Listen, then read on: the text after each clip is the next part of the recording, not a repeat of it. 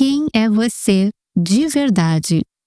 O Dr. Christopher Yuan diz que precisamos ter cuidado com a forma como lidamos com o conceito de identidade. Identidade é a essência, e nossa essência deve estar firmada na união com Cristo, porque fomos criados à imagem de Deus. Essa é uma realidade essencial ontológica, não apenas um rótulo.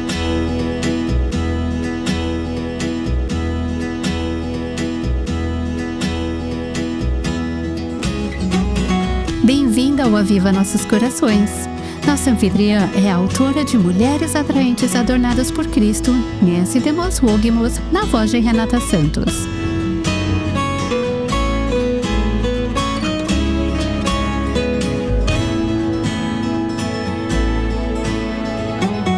Eu ouço tantas mães, avós, familiares e amigas, cujo coração está completamente despedaçado, porque jovens ou até pessoas mais velhas que elas amam têm dado as costas a tudo que lhes foi ensinado e escolhido seguir seus próprios caminhos. Queremos encorajar você a não desistir, a continuar esperando no Senhor e a continuar orando por aqueles que você ama. O Dr. Christopher Yuan, junto com a sua mãe, Angela Yuan, que também estiveram aqui no Aviva Nossos Corações no ano passado, compartilharam em um evento, um tempo atrás, chamado Quando Você Ama um Pródigo. Vamos ouvir um trecho desse evento. Aqui estão Angela e seu filho, antes um pródigo, Christopher, conversando com a nossa querida Erin Davis. Como você definiria o conceito de pródigo? Bem, nós tiramos isso diretamente dos evangelhos, das próprias palavras de Jesus, o filho pródigo. É basicamente aquele que tinha tudo, mas desperdiçou. Ele tinha o amor do pai, até tomou o que era, acho que, de direito dele, mas que na verdade pertencia ao pai, e depois simplesmente desperdiçou tudo. É qualquer pessoa que o pai abençoa, que Deus, nosso pai, ama, mas o rejeita. E com essa definição, Erin, isso se aplica a cada um de nós. Você está absolutamente certo. E esse é o ponto da história de Jesus. Não é para que apontemos o dedo, esse ou aquele é o pródigo, mas para que reconheçamos as nossas próprias tendências de nos afastar. No entanto, fico feliz que você tenha ilustrado o amor do pai, porque ouço muitos pais de filhos pródigos e o pensamento em seus corações é: o que eu fiz de errado? Eu não amei o suficiente? Eu não fui uma mãe boa o bastante? Não levei meus filhos à igreja o suficiente ou levei à igreja demais? Eu sei que você não cresceu em um lar cristão, mas olhando para trás e pensando em sua experiência, quais são suas reflexões? Pode falar sobre essa culpa que os pais costumam sentir, Christopher? Com certeza. Mesmo não sendo pai nesse ministério, tenho o privilégio de servir ao lado da minha mãe e do meu pai. Não é algo que eu faço sozinho ou vejo apenas como meu ministério. Primeiramente, é o ministério de Deus, mas tenho o imenso privilégio de servir com minha mãe e meu pai, que agora está com o Senhor. Nós servimos juntos por algumas décadas. Foi uma bênção enorme. Às vezes eu precisava me beliscar. Minha mãe diz que às vezes ela também precisava se beliscar. Mas não, eu precisava me beliscar só para pensar em como Deus nos transformou e nos redimiu. O inimigo cria divisões entre pessoas amadas, entre famílias. É isso que o inimigo quer fazer. O inimigo quer destruir a família. Vemos isso por toda parte. Mesmo nos relacionamentos entre pessoas do mesmo sexo, eles não podem ter filhos biológicos. É claro que existem métodos artificiais, coisas feitas em laboratório, mas isso está destruindo a família. O inimigo queria criar uma divisão entre mim, minha mãe e meu pai. E ele teve sucesso. Por um tempo. No nosso ministério, vemos pais carregando muita vergonha e culpa. Não apenas a que eles colocam sobre si mesmos, mas também aquela que, de certa forma, vem da igreja, especialmente nessa questão da sexualidade. Fala-se de pai ausente, mãe dominante, trauma e por aí vai. Para deixar claro, essas são sim influências negativas. Se você está assistindo agora e passou por trauma ou abuso na infância, isso com certeza terá um impacto. Precisamos buscar ajuda, um aconselhamento pastoral e bíblico para trabalhar essas questões em comunidade, no corpo de Cristo. Mas para deixar claro, isso não é a causa do nosso pecado, ou do pecado dos nossos filhos. Talvez você seja aquela mãe ou pai que está pensando que há muitas coisas que poderia ter feito melhor. E isso, na verdade, é verdade. Até a minha mãe fala sobre isso, que houve muitas áreas em que ela poderia ter sido melhor. Não existe tal coisa como um pai ou mãe perfeitos. E além disso, ser um pai ou mãe perfeita não garante filhos perfeitos. Olha para Adão e Eva. Eles estavam em um ambiente perfeito, o jardim do Éden. Eles tinham um pai perfeito, mas ainda assim se rebelaram. Gosto sempre de lembrar os pais, mesmo que você pudesse ter feito algo melhor, mesmo que você fosse perfeito, seus filhos ainda são pecadores. E essa é uma lembrança tão importante. Precisamos voltar à palavra de Deus, ela é o nosso fundamento. Todos nós fomos criados à imagem de Deus, sim, mas somos todos pecadores. Portanto, pais, se vocês estão carregando essa culpa e vergonha, não é culpa de vocês. Isso foi apenas um pouco do que Christopher e Angela Yuan compartilharam naquele evento. E agora gostaríamos de compartilhar uma conversa entre a nossa anfitriã, Dana Gresh, e Christopher Yuan sobre o projeto dele, Sexualidade Santa. Vamos ouvir. Estou muito animada com a conversa que você está prestes a ouvir no Aviva Nossos Corações de hoje. Nosso convidado foi um dos participantes da conferência Enraizada, realizada há alguns anos. E foi, sem dúvida, um dos melhores episódios nos 3 primeiros anos do nosso videocast. Toda a equipe ficou completamente impactada pela perspectiva desse homem sobre sexo e identidade sexual. Ele trouxe esperança e apresentou ideias práticas para conversarmos com aqueles que estão perdidos no engano de que a nossa identidade é encontrada na nossa sexualidade. Este é um episódio imperdível do Aviva Nossos Corações. Nosso convidado é o Dr. Christopher Yuan. Christopher, bem-vindo de volta ao Aviva Nossos Corações. Dana, muito obrigado por me receber novamente. Nós estamos tão felizes de ter você aqui. Você já foi nosso convidado junto com sua mãe e compartilhou sua história em detalhes. Para aquelas que não ouviram, é uma história impressionante. Deixa eu perguntar, você sempre quis honrar a Deus com sua sexualidade? Não, porque eu não queria honrar a Deus, ponto final. Eu não conhecia Cristo e é por isso que é tão radical a forma como Deus transformou não apenas a mim nesse processo, mas também a minha mãe e o meu pai. Nós ouvimos a história da transformação na vida do Christopher, assim como na vida dos pais dele no ano passado, aqui no Aviva Nossos Corações. Temos o link da série em que Christopher conta o seu testemunho aqui na transcrição, www.avivanossoscorações.com, ou também disponível no nosso site ou canal do YouTube. Christopher contou a Dana que o entendimento de quem ele realmente é agora está ligado ao seu relacionamento com o Senhor. Minha identidade não deve ser encontrada apenas na minha sexualidade. Minha identidade não é gay, não é ex-gay, e nem mesmo heterossexual, para falar a verdade. Minha identidade como filho do Deus vivo deve estar somente em Jesus Cristo.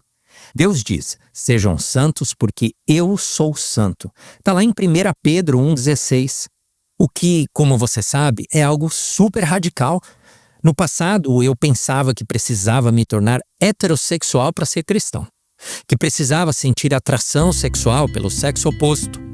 Eu estava até sob a falsa impressão de que quanto mais atraído sexualmente eu fosse por muitas e muitas mulheres, mais cristão eu seria.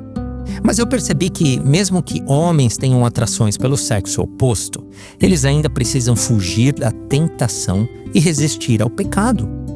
Portanto, a heterossexualidade é a direção certa, mas não é o objetivo certo. O oposto da homossexualidade não é a heterossexualidade. O oposto da homossexualidade é a santidade. Na verdade, o oposto de todo pecado é a santidade. Foi por meio desse pecado que Deus não apenas me deu vida, mas também me mostrou a importância da justificação e santificação. E como isso tem implicações profundas para a sexualidade. Deus fez muitos outros milagres. Ele me chamou para o ministério em tempo integral. Enquanto estava na prisão, me inscrevi no Instituto Bíblico Moody. Fui aceito e consegui meu mestrado e meu doutorado. Uau! Preciso perguntar. Eles já tinham recebido alguma inscrição antes de homens que estavam na prisão? Foi a primeira vez? Sim, eu acho que sim. Até ouvi depois que, quando o departamento de admissões recebeu minha inscrição, eles disseram: acho que precisamos enviar isso para o departamento jurídico, porque não sabemos como lidar com isso. Era como uma batata quente. Você pega? Não, você pega. Foi a soberania de Deus que me levou não apenas para o Moody, mas depois para o ministério. Deus é tão bom. Lindo. Estou pensando agora que você está trazendo esperança para tantos corações, enquanto oram pelos seus entes queridos, ou até mesmo buscam clareza sobre esse assunto ou sobre filhos pródigos. Você mencionou que a sua identidade não estava na sua sexualidade. Leve-nos à palavra de Deus e me prove por que isso é verdade. Sim, em Atos o apóstolo Paulo diz: nele vivemos, nos movemos e existimos. Está lá em Atos 17, 28. Então vemos que é nele, em Cristo. Quando falamos de identidade, estamos falando de encontrar quem realmente somos nele. Isso é união com Cristo. Eu já estou nessa discussão sobre identidade há muito tempo e já ouvi pessoas resistindo. Identidade é esse conceito moderno que não se encontra na Bíblia. Mas na verdade, isso não é verdade. O que estamos falando é de união com Cristo, de permanecer nele. Por todo o Novo Testamento temos nele, nele, nele. A união com Cristo não é um rótulo, é tudo. Não é apenas uma realidade emocional, não é só algo que falamos da boca para fora. Não é apenas uma realidade espiritual, é holística. É o nosso ser inteiro, nossos pensamentos, nossas ações, nossos relacionamentos, tudo. Veja, é por isso que acredito que como cristãos e como igreja, precisamos ser tão claros sobre o que isso significa. Precisamos deixar muito claro que a sexualidade não é quem nós somos. Antes de conhecer Cristo, eu não conseguia odiar meu pecado sem odiar a mim mesmo. Eu não conseguia separar minha sexualidade de quem eu era. Mesmo hoje, dentro da igreja, vemos pessoas usando o que chamam de identidade descuidada, dizendo: eu sou um cristão gay, ou até mesmo eu sou um cristão hétero. Nossa sexualidade nunca deveria ser um modificador permanente antes de quem somos em Cristo. Rosaria Butterfield, uma grande amiga minha, era professora titular de inglês antes de conhecer a Cristo. Ela diz algo que eu amo: as palavras importam. As palavras que usamos significam algo. E como professora de inglês, ela sabe que os diferentes tipos de palavras, os adjetivos, importam. Qual é o propósito de um adjetivo? Bom, o único propósito de um adjetivo é limitar o escopo do antecedente, o substantivo ou o que ele está modificando. Adjetivos limitam, por exemplo, digamos, um carro azul. Não é apenas qualquer carro, mas o adjetivo limita o escopo daquele substantivo. Cristão. Eu sou um cristão gay. Isso limita o escopo de quem eu sou em Cristo. Para ser honesto, não deveria haver limitações para quem eu sou em Cristo, nem prisão para quem sou nele. Além disso, gay está enraizado na queda. Devemos tentar fundamentar quem somos na queda. Isso seria quase como tentar ressuscitar o meu velho eu morto. Paulo diz claramente: vocês são uma nova criação. O velho se foi, o novo chegou. Fazendo uma paráfrase com 2 Coríntios 5,17. Isso significa que continuaremos a lutar? Jesus Cristo foi tentado em todas as coisas. Nós também seremos tentados. Mas não devemos colocar nossa identidade principal na nossa luta contra o pecado. Nós fomos libertos dessas lutas. Isso não significa que não vamos mais lutar, mas significa que fomos libertos do domínio dessa luta. Portanto, não nos identifiquemos com a nossa prisão, com o nosso velho homem. Isso é tão importante nos dias de hoje. Quando direcionamos essa geração mais jovem, não aponte para uma identidade enraizada na queda e na escravidão do pecado. queremos libertar as pessoas. Essa é a beleza de Cristo. Essa é a beleza do que chamamos as pessoas a fazerem. O Evangelho trata de libertar as pessoas. Exatamente. O que você está dizendo é que nossa identidade não está na nossa sexualidade, seja a sexualidade caída ou a sexualidade saudável. Deixe-me fazer essa pergunta de outra forma. O que é então sexualidade? Sim, ótima pergunta. Não estou dizendo que hétero ou heterossexual é totalmente errado, apenas não é totalmente certo. Se apenas dissermos hétero, bem, um jovem poderia estar assistindo pornografia e isso não é santo. Por isso precisamos ser tão precisos e eu uso a palavra santo. Definindo sexualidade, existem 3 aspectos importantes da sexualidade: atrações, ações e identidade. Isso vem do mundo profissional, inclusive do mundo secular, que usa essas estratégias, né? Mas é verdade que quando falamos de sexualidade, falamos das atrações. E a partir delas surgem os desejos, as tentações, os sentimentos, os pensamentos. Depois temos as ações, quando você realmente age de acordo com isso. E finalmente, a identidade. Pensar nessas 3 categorias nos ajuda a ser muito mais precisos. Eu gosto de categorias porque acredito que isso traz muito mais clareza para a discussão. Gosto de ser bem claro no que discutimos. Por exemplo, o conceito de sexualidade santa é uma categoria muito precisa. Eu não queria viver no cinza ou na ambiguidade, porque Deus não faz isso. Ele é muito, muito claro e preciso. Quando falamos de sexualidade, falamos de atrações, ações e identidade. Acabei de falar sobre o aspecto da identidade, de que precisamos garantir que o que dizemos sobre nós mesmos, identidade não é apenas um rótulo. Algumas pessoas dizem, bem, eu digo que sou americano. Eu poderia responder, na verdade, isso não é quem somos, isso é apenas a nossa cidadania. Além disso, a Bíblia diz que nossa cidadania está nos céus, não na terra. E todas as outras coisas que gostamos de dizer. Essas são nossas identidades. São apenas coisas que fazemos como um trabalho ou coisas de que gostamos como esportes ou hobbies. Aqui estamos falando de essência. Identidade é essência. E nossa essência deve estar enraizada na união com Cristo. Porque fomos criados à imagem de Deus. Isso é uma realidade essencial e ontológica, não apenas um rótulo. Quando confundimos isso, nos colocamos em uma trajetória errada que distorce a forma como vamos pensar e viver. Por isso é útil pensar sobre o aspecto da identidade e também sobre as ações em comparação com as atrações. Muitas vezes os cristãos dizem, bem, eles escolheram isso. E eu entendo, porque é verdade que escolhemos como agir em relação a isso, mas o mundo, quando não consegue separar a sexualidade de quem eles são, não consegue separar suas ações e atrações de sua identidade. Tudo acaba misturado, confuso, conflituoso. Por isso, às vezes, o melhor é não simplificar demais essa categoria complexa. Quando pensamos que estamos falando sobre, bem, você escolhe as ações, eles estão pensando, mas eu não escolhi essas atrações. E há alguma verdade nisso.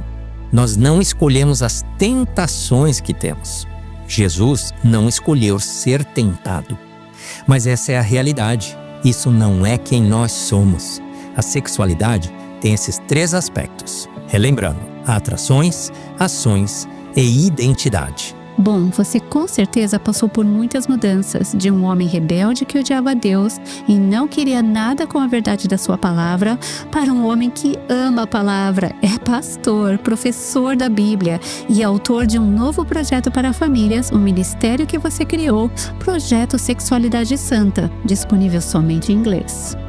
Quero encerrar hoje falando sobre a esperança que acredito que muitos pais e avós estão sentindo agora por seus filhos. Fale com a mãe ou a avó, o pai ou o avô que tem um filho que decidiu: minha identidade está na minha sexualidade, é quem eu sou. Primeiro, algumas dicas práticas sobre como interagir com essa pessoa. Acho que precisamos reconhecer, em primeiro lugar, qual é o maior problema. Muitas vezes, quando vemos nossos entes queridos como pródigos, o grande conflito é o comportamento pecaminoso deles. E sim, isso é um problema, mas em última análise, não é o maior problema.